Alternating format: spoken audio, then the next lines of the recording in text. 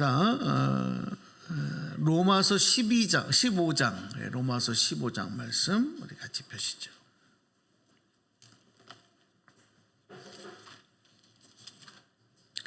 (1절) (2절이) 오늘 본문 말씀입니다. 로마서 15장 1절 2절.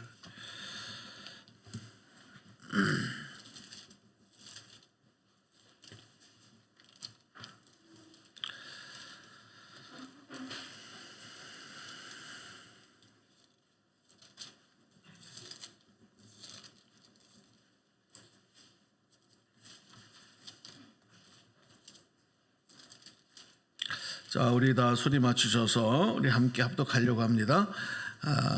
우리 정확하게 발음하시면서 말씀 봉독합시다. 1절부터 시작. 믿음이 강한 우리는 마땅히 믿음이 약한 자의 약점을 담당하고 자기를 기쁘게 하지 아니할 것이라.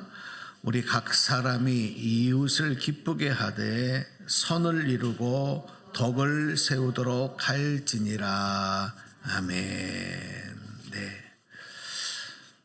예. 우리가 다 알고 있는 것 같지만 또 정확하게 모르는 내용들이 많이 있는데, 그 중에 하나가 신앙생활이 뭐냐 하는 거예요. 자, 여러분 한번 질문해 볼게요. 신앙생활이 뭐라고 생각하십니까? 신앙생활이 뭐냐? 이게 질문인가? 근데 쉽게 대답하기가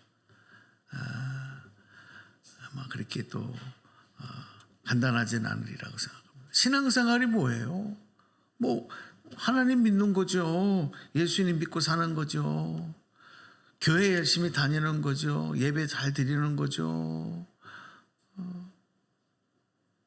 기도 생활 열심히 하고 또 성경 말씀 잘 읽고 말씀대로 살려고 노력하고, 그게 신앙생활이죠. 그렇습니다. 그런데 그런 게 이제 신앙, 어떤 종교적인 그런 행동들, 또 종교적인 어떤 의식들을 행하는 것, 그렇게 사는 것도 신앙생활이다 생각하시는데, 진짜 의미는 뭐냐면, 한번 여러분 따라서 같이 복창해 주십시오. 신앙생활은 코람데오다. 다시요. 코람데오다. 이 코람데오라는 단어가 라틴어인데 무슨 뜻이냐? 무슨 뜻이에요?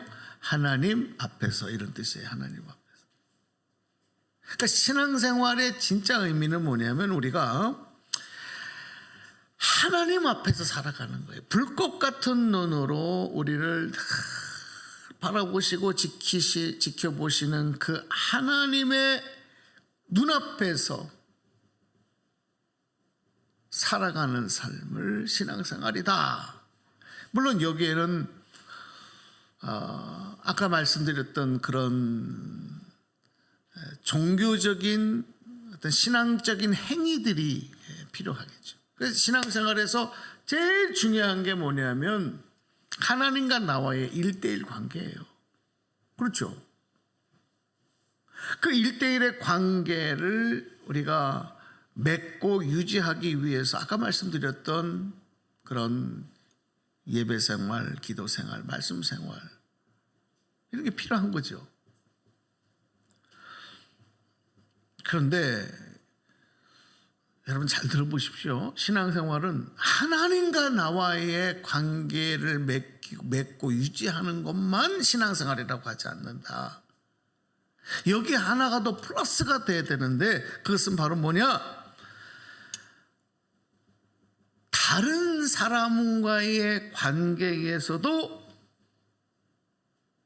다른 사람에게 기쁨이 되고 유익을 주고 덕을 세우는, 다시 말하면 이웃과의 관계를, 다른 사람과의 관계를 잘 맺고 유지해 가는 것이 여기에 플러스가 되어야 이게 신앙생활이라는 거예요. 아멘입니까? 그러니까 여러분 이걸 정확하게 하셔야 돼요. 그래서 사도 바울이 이제 로마서 말씀을 기록을 할 때에 로마서 12장에서 14장까지의 내용을 중점적으로 우리가 그리스도 안에서 새로운 생명을 얻고 하나님의 자녀로 이 땅에서 그리스도인으로 살아가는 생활이 어떻게 돼야 되느냐, 이것에 대해서 이 세 장에 집중적으로 기록을 했어요.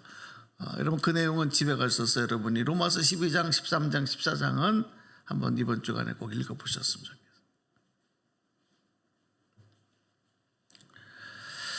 이 말씀을 전하고 오늘 이제 본문인 로마서 15장에 와서 본문에서 이렇게 우리에게 가르치는 겁니다. 자, 로마서 15장 1절 2절을 자 함께 우리 표준세번역 말씀으로만 읽어보겠습니다. 표준세번역, 자 소리내서 읽어봅시다. 시작.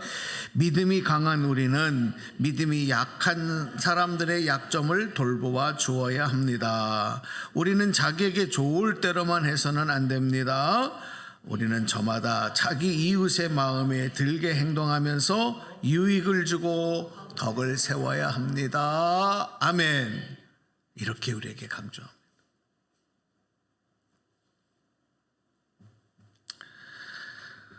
그러니까 우리가 하나님 앞에 열심으로 나아가서 하나님을 찾고 하나님 앞에 기도하고 하나님을 의지하고 예배를 드리고 말씀대로 살려고 말씀을 읽고 묵상하고 또 헌금도 드리고 봉사도 하고 섬기고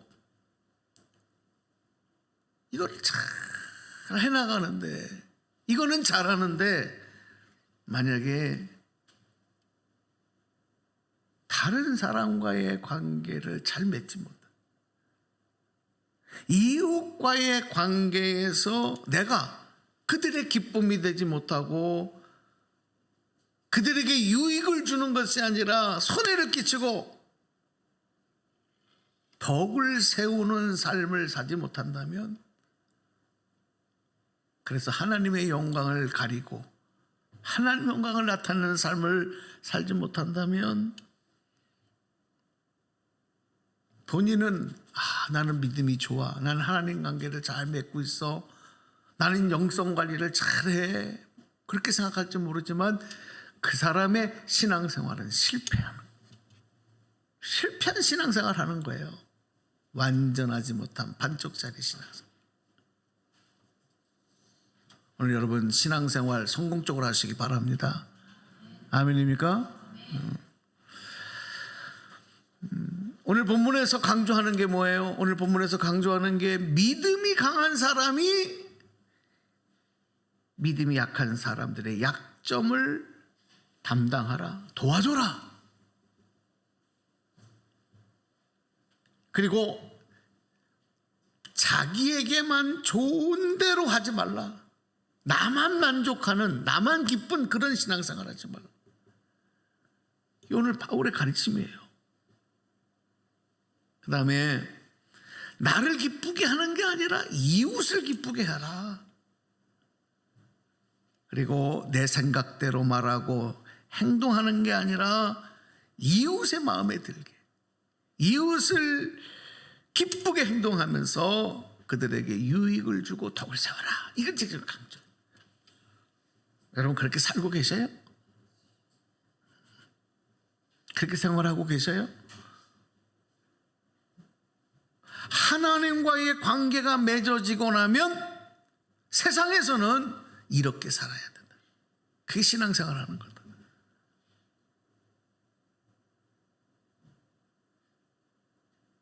여러분 제발 우리가 착각하지 말아야 될 게, 그냥 예배 시간에 교회에 와서 예배만 드린다, 몸만 교회에 왔다 갔다 한다고 신앙생활 한다고 착각하면, 또 어떤 분은 심지어는 교회도 안 오고 그냥 나 혼자서 하나님 믿고 기도하고 찬송하고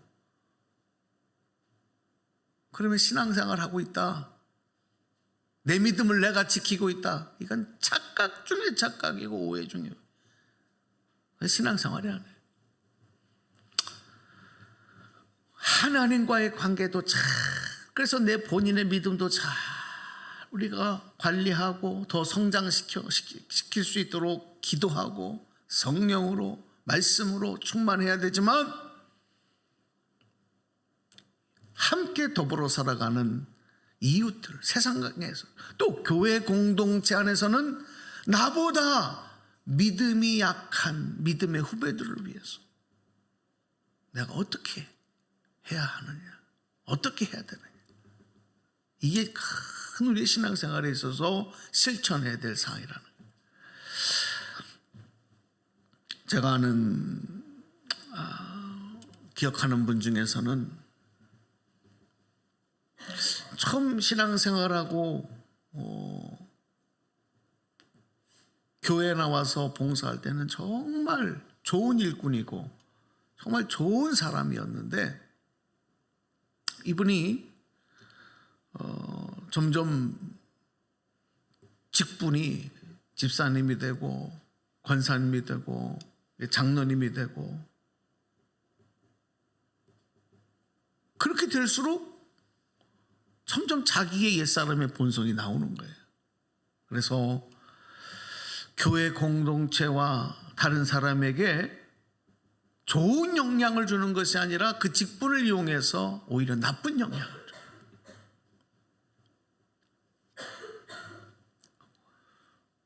그래서 그분을 기억하고 그분을 말하는 주변의 사람들은 뭐라고 얘기를 하냐면 그분은 차라리 처음 초신자 때 신앙생활했던 그 모습 그대로 있었으면 훨씬 더 좋았을 텐데 주변의 사람들이 그렇게 얘기하더라고요. 본인은 믿음이 좋다고 생각하고 본인은 교회를 사랑한다고 생각하고 본인은 하나님을 사랑한다고 생각을 하는데 사람들에게는 전혀 덕을 세우지 못하고 인정받지 못하는, 여러분 그런 사람이 교회에 있으면 참 목사는 힘듭니다. 또 그 교회 공동체가 아파합니다. 성도들도 은혜를 받지 못합니다. 본인만 잘한다고 생각하는 거예요. 본인만 옳다고 생각하는 거예요. 내 생각만 옳고 나만 만족하면 된다는 식. 이거는 얼마나 위험한 일인지 몰라요.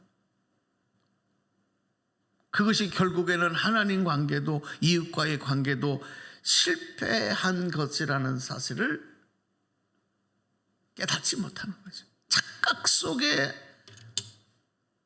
신앙생활, 착각 속. 이런 분들이 적을까요, 많을까요?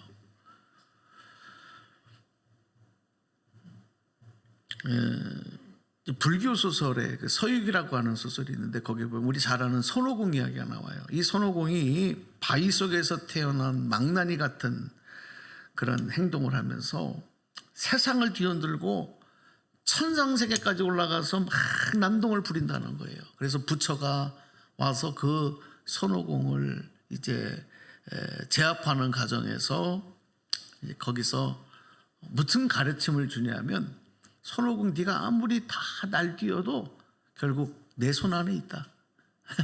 부처님 손 안에 있다. 그래서 우리가 속담처럼 사용하는 말이 나온 게 무슨 말이냐면 아무리 뛰어봤자 무슨 손바닥 아니다? 부처님 손바닥 아니다. 부처님 손바닥 아니다. 이 말이 이제 속담처럼 나온 거죠.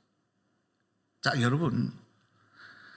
근데 우리 하나님께서는 하나님 손바닥이 아니라 이 세상의 영적 진리와 나아가서 우리가 어떻게 살아가야 되느냐 하는 것을 이미 우리 손 안에, 우리 손만 자세히 들여다봐도 알 수 있도록 만들어 주셨어요. 저는 목회하면서 또 제가 신앙생활을 하면서 하나님의 가르침과 하나님의 뜻은 결코 복잡하고 어렵지 않아요. 다 이미 알려주셨어요. 할렐루야. 다시 할렐루야. 누구든지 깨달을 수 있다고요. 어떤 분은 나는 믿음이 없어서 잘 모르겠어요. 아직 잘 모르겠어요. 아니요. 믿음이 없어서가 아니라 조금만 자세히 보면은, 조금만 자세히 들여다보면 다 알 수 있어요.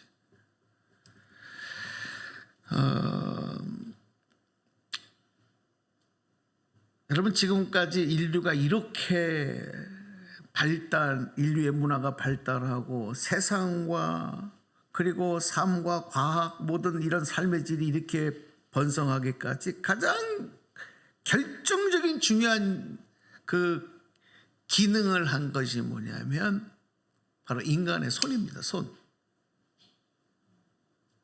특별히 이 손 중에서도 손가락입니다. 손가락. 만약에 인간의 손이 저 원숭이의 손이나 또 어떤 침팬지 아니면 다른 짐승들이 갖고 있는 여러분 그 정도의 기능에 머물렀다면 이렇게 인간의 지혜가 뇌가 발달할 수가 없어요. 뭐 이건 여러분 다 학교 다니면서 배우셨을 거예요. 인간이 직립보행을 하면서 손을 사용하면서 기구를 사용하고 어쩌고 저쩌고 해서 됐다. 오늘은 디지털 시대지 않습니까? 디지털 시대의 가장 대표적인 산물인 컴퓨터와 스마트폰을 보더라도 인간의 이 손가락을 이용해서 사용할 수 있도록 그렇게 만들어요. 이 손가락이 얼마나 이제는 많은 기능을 하냐면 언어와 소통까지도 이 손가락이 갑니다. 그래서 젊은 아이들 뭐 카톡이라든지 뭐 문자 보내는 거 보면요 얼마나 빠른지 뭐 다다다다다다 눈에 보이지도 않아. 자기 감정까지도 다 그걸로 보낼 수 전달할 수 있고 소통될 수가 있게 됐어요.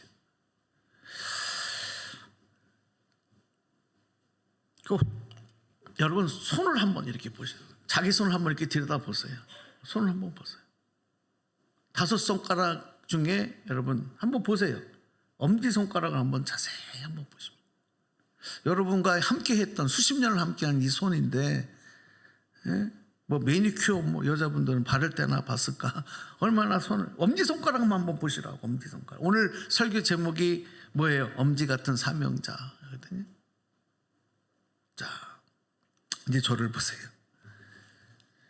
하나님께서 손 중에서 엄지손가락의 기능만 알아도 하나님의 뜻과 사명을 알 수 있게 만드셨어요. 엄지손가락 기능만 알아. 우리 옆에 있는 분들 보면서 한번 이렇게 엄지손가락 이렇게 가르쳐 주면서 엄지 같은 성도 되시기 바랍니다. 한번 그렇게 축복 시작. 엄지 같은 성도 되시기 바랍니다. 한번 또 이렇게 좀 제대로 해요. 이렇게 하고서 엄지 같은 사명대 되시기 바랍니다. 시작. 엄지 같은 사명대 되시기 바랍니다. 자, 여러분, 제가 이제 엄지손가락의 엄지의 기능을 좀 몇 가지로 말씀드릴 때 여러분이 내가 신앙생활 어떻게 해야 되겠나, 내가 어떻게 살아야 되겠나, 이걸 한번 여러분이 접목해 보세요. 첫 번째, 읽어봅시다. 시작. 엄지는 나머지 무엇을 움켜쥐거나 무엇을 만들 때 없어서는 안 되는 중요한 기둥과 받침대 역할을 합니다. 그래서 이 엄지가 없으면 나머지 4 손가락이 제대로 힘을 쓸 수가 없어요. 무엇을 잡기도 어렵고 무엇을 만들어내기도 어려워요. 이 엄지가 있어야 돼요. 받쳐줘요. 그런 생각 해보셨어요? 엄지의 기능? 그렇습니다. 엄지는요, 받쳐주는 기능이에요. 받침대 역할을 해주는 거예요. 4 손가락이 있어도 엄지손가락이 이렇게 받쳐줘야 나머지 4개 손가락이 그 존재와 기능을 발휘할 수 있는 것처럼, 여러분, 교회 공동체에서 우리 성도들은 엄지 같은 존재가 돼야 돼요. 여러분, 그렇게 되시기 바랍니다. 그러면 모두가 잘할 수 있다니까요. 사회에 나가서도 우리 그리스도인들은 엄지 같은 존재가 되어야 될 줄로 믿습니다. 그럼 내가 속한 공동체가 나 때문에 다 좋아지는 거예요. 가정에 돌아가서도 여러분 엄지 같은 존재 되시기 바랍니다. 그럼 나 때문에 가정이 행복해지는 거예요. 여러분 신앙생활에 한번 잘 접목을 해보세요. 2번째 읽어봅시다. 시작. 엄지는 가장 짧은 손가락이지만 가장 두껍고 힘도 제일 셉니다. 손가락을 다시 한번 이렇게 보실래요? 손바닥을 다시 한번 보세요. 여러분 네 개의 손가락은 각각 마디가 몇 개예요? 네, 3개입니다. 엄지손가락은 몇 개가 보여요? 2개가 보입니다. 저를 보십시오. 다른 손가락은 마디가 3개지만 엄지는 2개밖에 없어요. 그러니까 어떻게 돼요? 더 잘 안 구부러져요. 대신 제일 두껍습니다. 힘도 제일 세요, 엄지손가락이. 그래서 여러분, 우리가 엄지 같은 믿음을 가져야, 엄지 같은 성도가 되어야 세상에서도 쉽게 흔들리거나 꺾어지지 않는 거예요. 마귀의 시험에도 능히 이겨낼 수 있는 거예요. 할렐루야. 믿음으로 악한 대적을 물리칠 수 있는 그런 힘과 능력을 가진 성도가 돼야 돼요. 어떤 성도들은 그 믿음이 마치 질거릇 같아서, 얇은 유릎 같아서 그냥 어디 전시대 안에다 넣고 보관해야 될 정도의 믿음을 가진, 그런 분들에게는 말 한마디도 얼마나 조심스러운지 몰라요. 행동도 얼마나 조심스러운지. 왜? 아차하면 시험을 듣고 아차하면 상처를 받아. 믿음이 너무 연약해서. 근데 어떤 분들은 뚝배기 같은 신앙을 가져. 믿음이 그냥 탁 집어 던져도 안 깨져. 발로 차도 안 깨져. 금도 안 가. 엄지손가락 같은. 여러분 믿음이 강하고 능력이 있기를 바랍니다. 그래야 이 어려운 시대에 승리하며 사명을 감당하는 거예요. 3번째 읽어봅시다. 10번째 또 읽어봅시다. 시작. 엄지는 제일 둔해 보이고 마디도 적고 길이도 짧지만 나머지 4개의 손가락을 보호해줄 수 있고 받쳐줄 수도 있습니다. 여러분 신앙생활과 여러분이 맡겨진 사명을 이 내용에 잘 접목해 보세요. 사실 알고 보면 여러분 엄지도 마디가 3개예요. 근데 하나는, 여러분 자세히 보면 하나는 이 손바닥이 붙었어요. 그래서 2개로만 보여요. 이 하나의 마디는 손바닥 안으로 들어가 있어요. 손에 안으로 들어가 있어요. 그래서 가장 힘 있는 손가락이 되는 거예요. 뿌리가 깊으면 여러분 쉽게 꺾어지지 않고 쉽게 뽑혀지지 않습니다. 그래서 엄지 같은 성도가 되어야, 그런 믿음을 소유해야 예수님에게 깊이 뿌리 내린 믿음이 되어야 사명도 감당할 수 있다는 거예요. 할렐루야. 내 믿음 하나도 지키기 어려운데 온갖 바람에 이리저리 흔들리고 꺾여지고 무슨 사명을 감당하겠습니까? 무슨 하나님의 일을 할 수 있겠습니까? 다른 사람의 믿음을 돌보고 다른 사람 생각하며 살 여유가 어디 있습니까? 못하는 거예요. 여러분은 말씀과 성령이 예수님께 깊이 뿌리 박은 성도 되시기를 축복합니다. 네. 4번째 읽어봅시다. 시작. 엄지는 내 손가락을 다 만져줄 수 있고 받쳐줄 수 있습니다. 참, 여러분 보세요. 엄지손가락 손 다시 한번 펴보세요. 이 엄지로다가 손가락을 다 하나씩 만져보세요. 이렇게 엄지로다가 이렇게 되죠? 이거 안 되는 분들은 빨리 병원에 가보셔야 돼요. 뇌에 뭐가 문제가 있는 분이 이렇게 엄지손가락으로 하나씩, 엄지손가락만 하나하나를 만져줄 수 있어요. 엄지손가락만 할 수 있어요. 그래서 여러분 우리 한자 공부를 좀 해보겠는데, 한자 띄워주실래요? 이 엄지를 이렇게 엄지손가락 무, 조금 크게 쓸걸, 엄지손가락 무라는 한자를 쓰는데, 이 한자를 보면요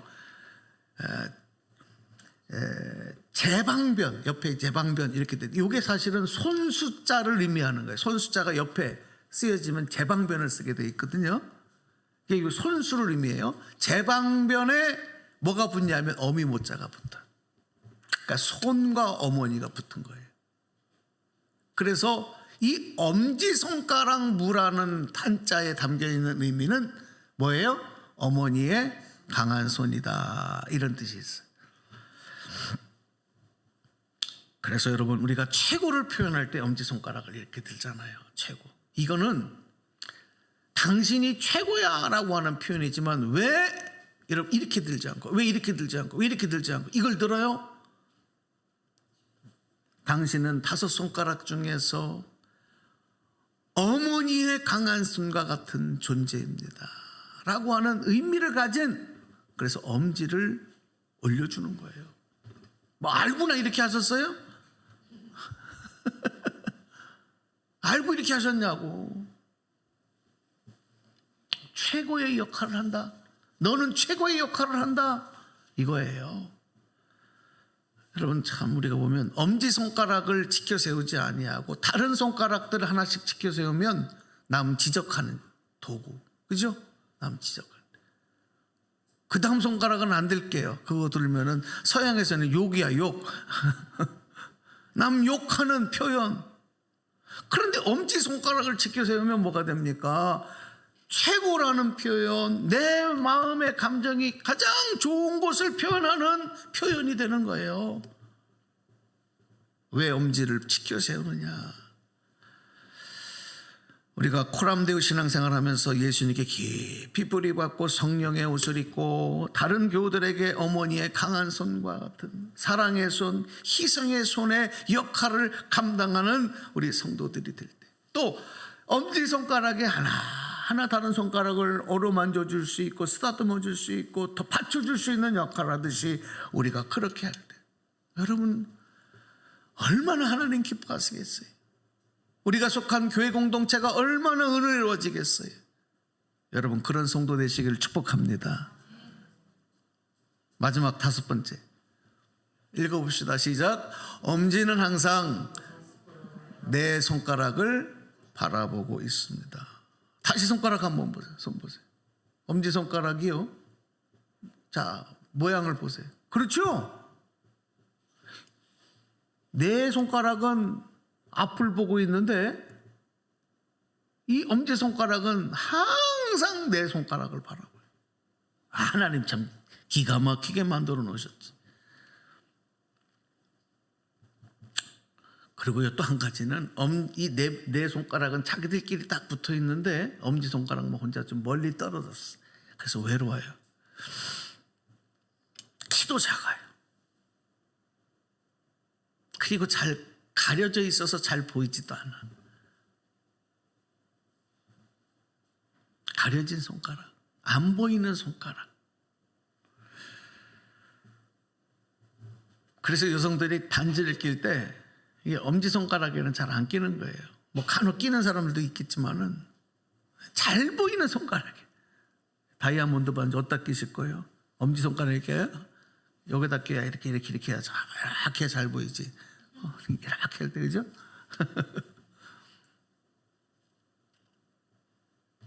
그런데 이 엄지가요, 항상 다른 손가락이 필요로 할 때 달려가기 위해서 그들을 바라보며 준비하고 있다는 거예요. 가려져 있지만, 외롭지만, 숨겨져 있지만 언제든지 달려갈 준비를 하고 있는 손가락. 하나하나를 만져줄 수 있고 지탱해 줄 수 있고 받쳐줄 수 있는, 오늘 사랑하는 여러분, 그런 성도 되시고 교회에서 그런 사명자 되시기를 축복합니다. 할렐루야. 나만 하는 사람이 아니고 다른 사람을 보살펴주지. 예수님께서도 이 땅에 오셔서 감당하신 구원의 사명, 예수님이 일하셨던 내용들을 보니까 이 엄지의 사명과 굉장히 흡사해요. 인간들의 연약함을 불쌍히 여기시고 도와주시고 힘과 능력으로 그들을 고쳐주시고 해결해 주시고,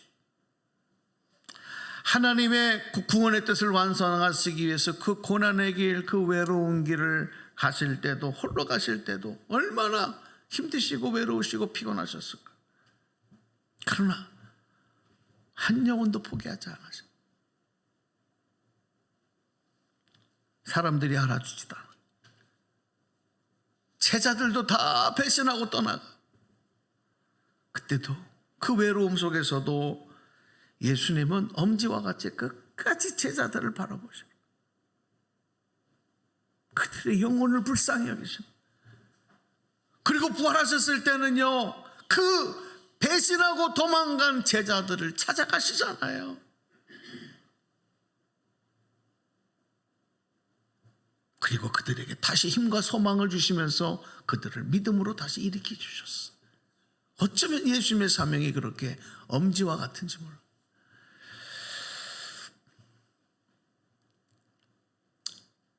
오늘 여러분 이 말씀을 여러분과 함께 하면서 예수님께 깊이 뿌리 내리시고 세상의 변화에 소용돌이 휘말리지 말고 흔들리지 말고 쉽게 꺾여지지 마시고 하나님의 전신갑주로 무장하시고 성령으로 충만해서 우리 주님의 몸된 교회에 기둥되는 여러분 되시기를 축복합니다. 아멘입니까? 다른 성도들을 보살피고 위해서 기도하고 그들에게 유익을 주고 그들의 믿음을 도와줄 수 있는 성숙한 신앙인들 되시기를 축복합니다. 그냥 어떻게 해서든지 내 믿음 하나도 못 지켜서 허덕이는 그런 모습에서 조금 발전해 가자 이거예요. 오늘 이 말씀 속에서 예수님 생각을 품고 예수님의 그 마음, 예수님의 그 입술로 오늘도 주의 영광을 나타내며 살아가는 우리 엄지와 같은 사명자 여러분 다 되시기를 주님의 이름으로 축원합니다. 축복합니다.